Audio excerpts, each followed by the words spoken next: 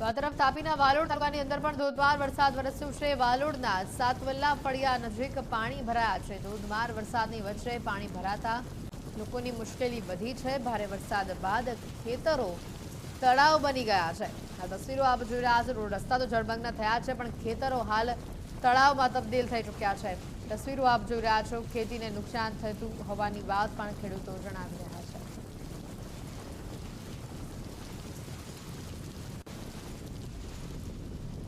દક્ષિણ ગુજરાતમાં મેઘરાજા જે કહેર વરસાવી રહ્યા છે।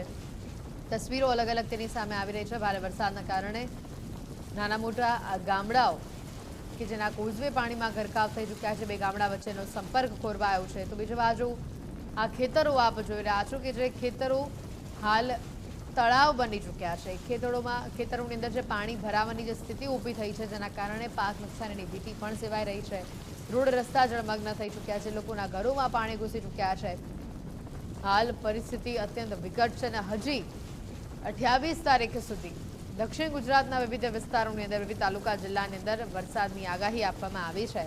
ત્યારે પરિસ્થિતિ જલ્દીથી કાબૂમાં આવે તેવી લોકો પણ તંત્ર પાસે ગુહાર લગાવી રહ્યા છે। લોકોને જે પારાવાર મુશ્કેલીનો સામનો કરવો પડી રહ્યો છે તેને લઈને તંત્ર પણ કામે લાગ્યું છે।